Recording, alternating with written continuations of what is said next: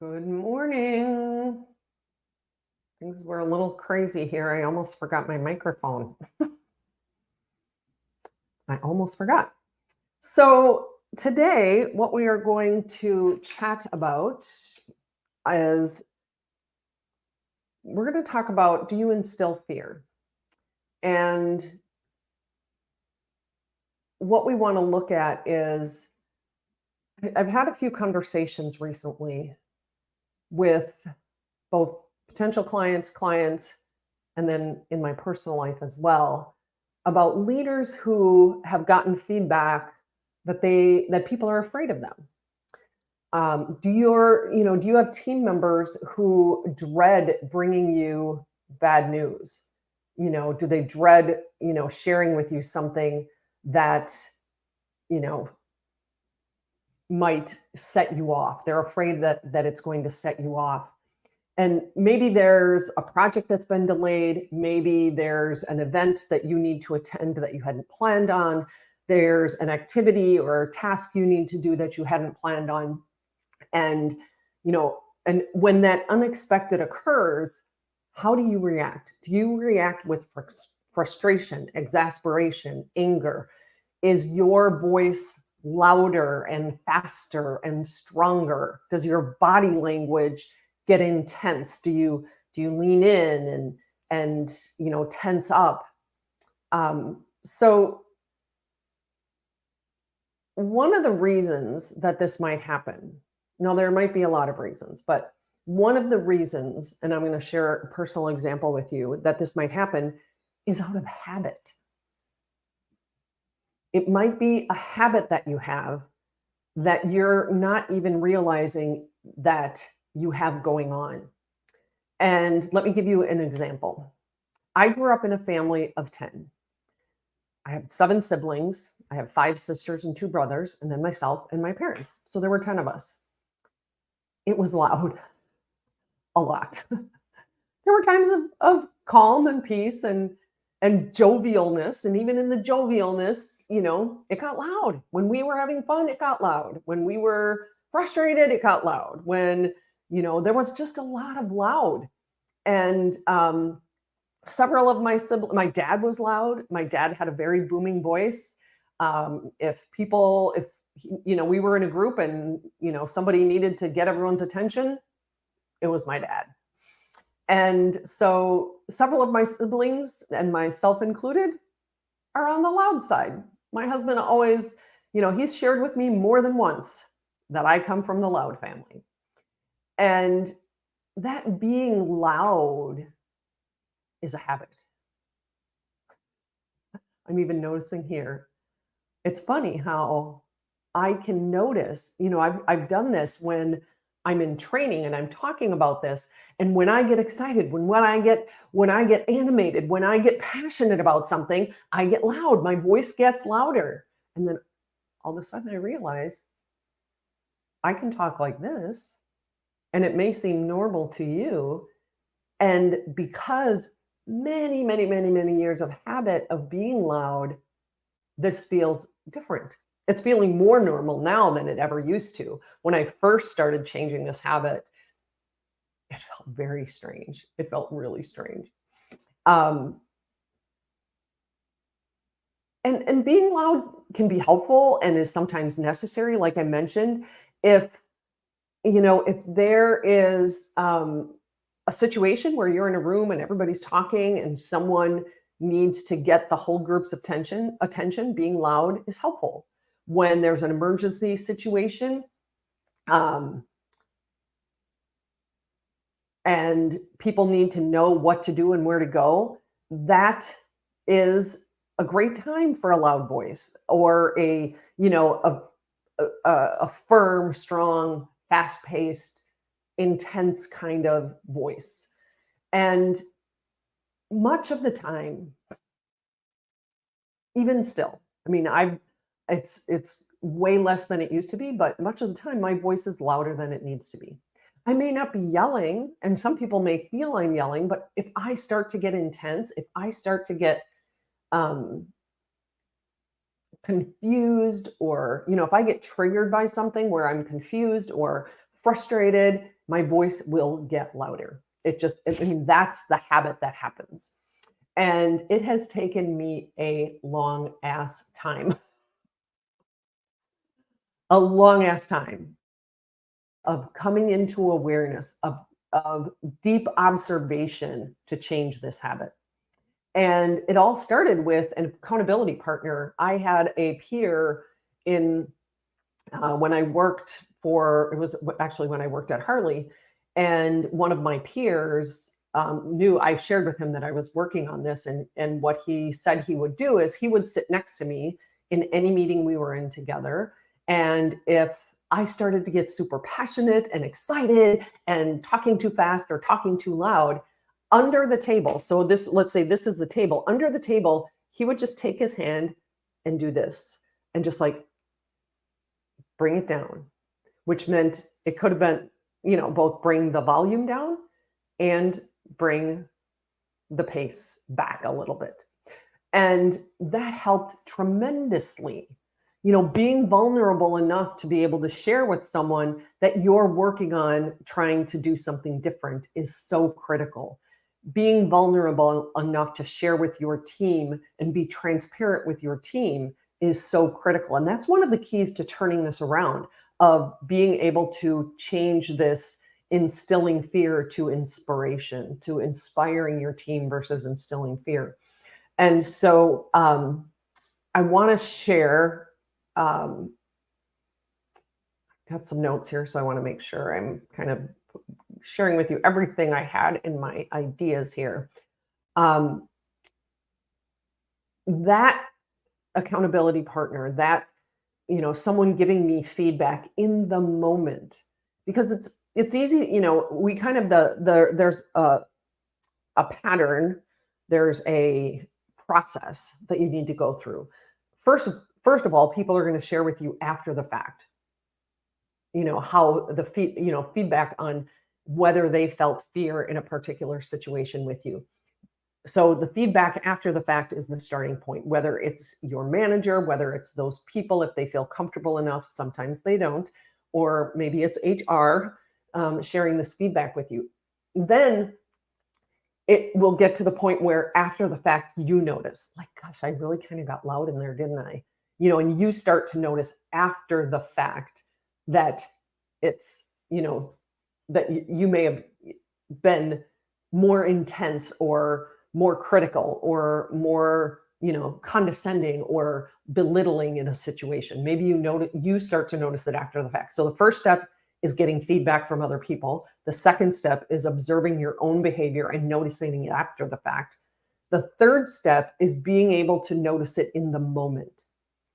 And in the moment means I'm in the middle of being loud. I'm in the middle of being excited, and all of a sudden it's like, ooh, and I can maybe in the moment decide and shift, or at least I'm aware of it in the moment. So that's the third step. The fourth step is the most critical. The fourth and fifth steps are and it takes time to get here. Be patient with yourself. So the fourth and fifth step, or the fourth step, is you feel that coming on. You feel the intensity rising. You feel the heat. You feel whatever it is. And that's part of the awareness, is when you're in the moment or after the fact, is noticing what you're feeling. Because the feeling drives our actions. How we're feeling drives our actions. So this might be a little trite, but do I feel triggered? Do I feel angry? Do I feel excited? All of these are things that could, do I feel frustrated? Maybe when you're frustrated with an employee or with one of your team members, that's when you get intense. And that's what I've told them this 3 times. And, you get to intense, and they are now afraid of how you're going to react. So the first step I want to, and then, so once, if you can, as you feel that intensity rising, if you can, the objective is to be able to press pause for a moment. See if you can get yourself to be able to pause for just a second, and in your mind, make the decision. Is this the right point? Is this the right time? Is this the right moment to have that level of intensity? Is it the right moment to be critical or judgmental or any of those kinds of things that might be behaviors that are instilling fear. And the thing is in that first step in getting feedback, you want to understand, what are some of the things that are going on when people are fearful of you? What are they? What are the circumstances? What are the facts of the situation? And then what are their thoughts? Because their thoughts are what's creating that fear. And there is some give and take here in terms of how you can help create circumstances that are less triggering for people. So I want to give you a few ideas of ways that you can work with this. The first thing is to listen and pay attention. First is listen and pay attention to yourself. Okay? So listen and pay attention to your tone, your volume, your pace, the intensity. See if you can feel the intensity in your body. I know that when I start to tune in, I can feel the tension in my gut. I can feel it in my shoulders, in my back. I lean in. What are some of those things that are indicators that you're going to burst, you're going to blow up, you're going to go off on somebody, or you're going to react in a way that people might see as be fearful of. So listen and pay attention is the first step, and listen and pay attention to yourself, and then also really listen and pay attention to your team members. See how much you can pause your brain to not be thinking about what you want to say next, and really let your team know that you appreciate and value their honest and candid communication, their honest and candid feedback.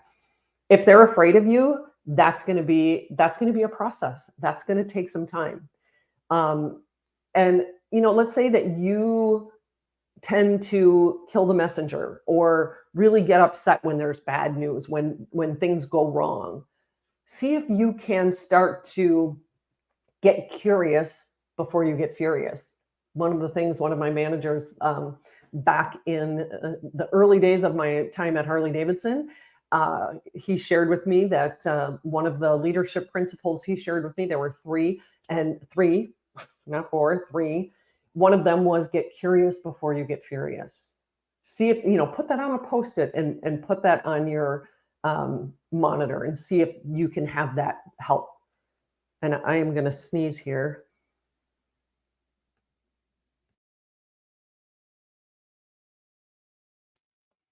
I was able to mute my mic so that wasn't too loud and crazy. So the second thing is start to lead by example. See how you can start to show more empathy, start to show more understanding, start to try to put yourself in the other person's shoes and see where they're coming from. When there's things that you're getting upset or angry or instilling fear in others because, you're thinking it's because of what they're doing or saying, it's actually really about the thoughts in your head. We'll go there maybe next week. See if you can start to press pause on your reactions. See if you can start to really show that empathy, show some understanding. Try to really get into what is their perspective of things. And I kind of talked about this already, but one really, really important one is creating a culture of feedback.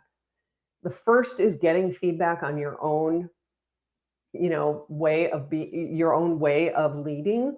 So whether that's through a 360-degree assessment, maybe ask HR if they've got a process for a 360 if you don't do them already. See if you can find a way for them, your employees, if they feel comfortable giving you the feedback directly, that's ideally what you want to get to. And in some situations, employees or teams aren't necessarily always comfortable with that right away.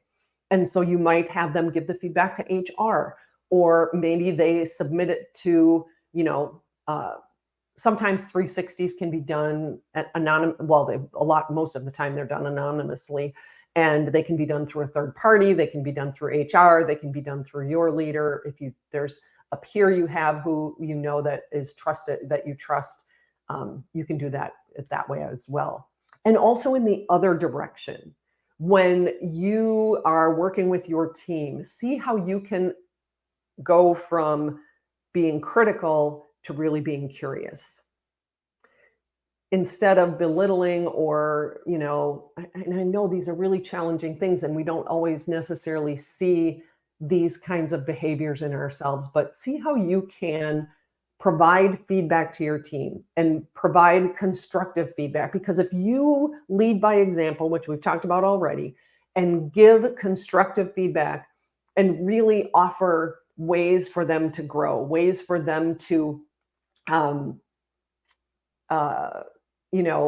make a shift in how they're executing, if that's, whatever the situation is, whether it's a missed deadline, and how can we work on this to really make sure that we're, meeting deadlines next time.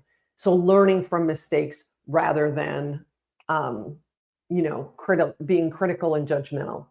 So creating that culture of feedback, if you can start to provide them really constructive feedback, and maybe there's some coaching or training that you could get to do that even better. That's part of what I do with leadership development work and with coaching, is creating that culture of feedback, creating that culture of being honest and candid and open, and being able to provide that in a one-to-one, face-to-face kind of perspective. And I mentioned this already, but be transparent. If you're really trying to make that shift, if you're trying to bring that intensity back so that you're being inspirational versus instilling fear, be transparent with your team that you're working on it, because most people will be supportive. Most people will provide you with some grace, and apologize when you've when you can see that you've stepped over it. Let them know that you notice. Hiding it or trying to cover it up or trying to pretend it's not there doesn't do anyone any good. And then lastly, the thing that you can do is really make sure that you're celebrating success and that you're learning from failure, that you really show appreciation for your team. You show that you appreciate the hard work they're doing or successes they're having, and then also how you can learn from failure. I think I shared this on the last live. One of my neighbors switched jobs and within her company, and her new leader is so much about, he's so, I don't know actually if it's a male or female, but they are so good at, when someone makes a mistake, bringing the whole team together and saying, okay, here's what happened. What do we learn from this? Well, how can we learn from this? Because he wants to make sure that not just that person doesn't create that mistake in the future, but they all don't create that mistake.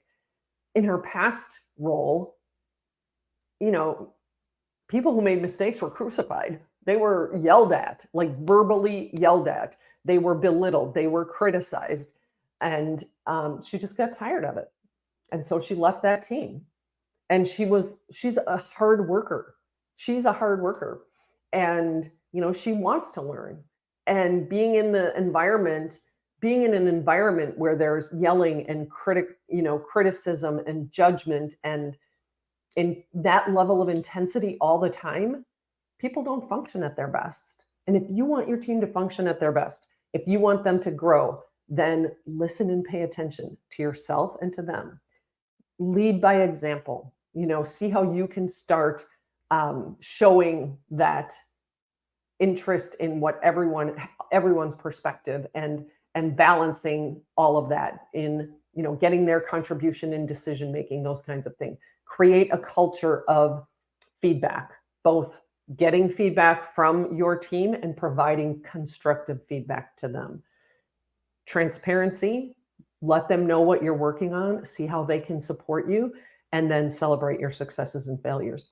Please leave a comment below. I would love to hear if you've, like me, have gotten the does not play well with others, or have gotten the people are afraid of you kind of feedback, and you've made the shift. I'd love to hear what you've done to create that shift. If it's something different than what I've shared here, I would love to hear that. So please leave a comment below.